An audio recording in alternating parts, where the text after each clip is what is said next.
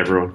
In this demo, we're going to walk through how to build a prospect list so that you can find your ideal customers and make sure you're targeting the right people and sending those people down the right sequence. So we're in the prospects screen here, and you can find it by clicking this and going to prospects. On the left side here, you have all the search filters. On the right side here, you have the results that are output. At the top here, you can see how many accounts and prospects were actually found based on your search criteria. In the filters, you can see a summary of your search criteria, and you can X any of these out for a quick change. And then below here, you can see a list of all the actual individual prospects. So how do we actually build this filter? Well, we start with these searches on the left. The first one we have here is title and seniority. And for perspective, here we are looking to get in touch with people who do business development at law firms across the United States, United Kingdom, and Canada. We're reaching out to them, let's say, because we have a product that we think could make these business development reps more successful or save them some time. So the first thing I've included here is business development. In this section, we can include title and seniority. So you see we could do director of marketing. If we're going after marketing directors, VP of marketing, you get the idea. Both the title and seniority are included together, and we can add multiple of these title and seniorities together to find a group of relevant people. Now, let's say that you see some people who you don't want to be included in there. You can exclude them by including that title and seniority in this section here. So it will actually exclude anybody that we type in here. And that way you're able to get a really refined list of people based on their title and seniority. The next one here is location. Here we are able to input all the locations we want to actually search by. So we have a whole list. You can go by the individual countries, individual cities, or you can do entire countries like this. So you can get really specific or go a bit more broad, and you can add multiple of them in.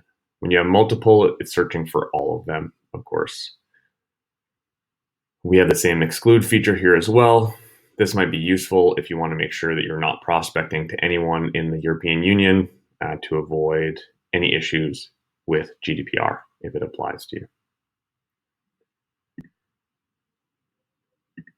This search filter allows us to search for prospects within only a specific company. So there's a few uses for this, but we want to build a broad list in this example. But let's say you just wanted to find people that were at Norton Rose. Well, then you could add that company in here, and it would actually only show you the people who are in business development at Norton Rose. In the employees filter, we're actually able to limit our results based on the company size. So we can click any of these and add them to the actual search criteria. And if we wanted to only go after companies or law firms that had more than 10,000 people, it filters down the search criteria.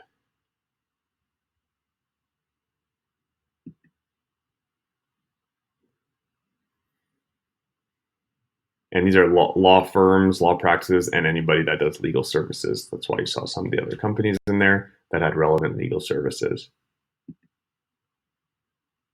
The next filter here is industry, and that's how we got to law practice, legal services. There is a whole bunch of recommended industries here. So you can either scroll through them or you can type and it will bring up a relevant field for you to actually fill in. Sometimes this takes a moment as we're iterating through originally 100 million contacts to make sure that we can find the right information. But by waiting just a moment, we can see the options that are available to refine our industry results. Next, we have keywords. So from here, we can add really specific keywords to help refine our prospect list build. So let's say I have now found law firms across the UK, United States, and Canada, but I would like to make sure that they are law firms that focus on intellectual property.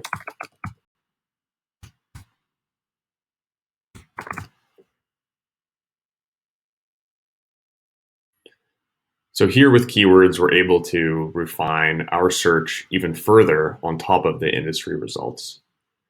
And again, this allows us to target very specific people, which will make sure that the messaging that we're sending them is the most relevant.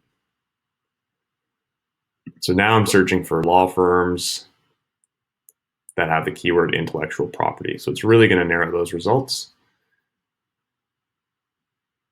And as we're iterating over the 100 million contacts, it is pulling them up so it can show you who's available.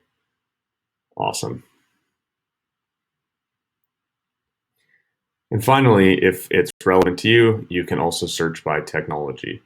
So this means it's a technology that the company actually uses.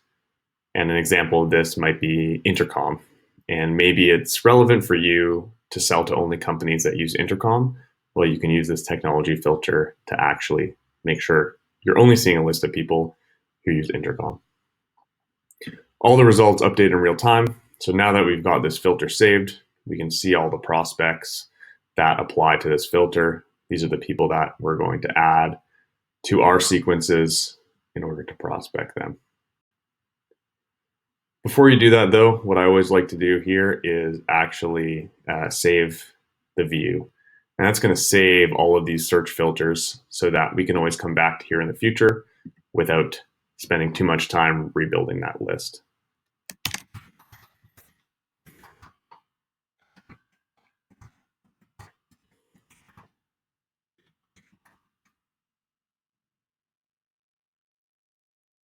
Now that view is saved, anytime I come back to this page, I can click on my views and I'll be able to see it in this list.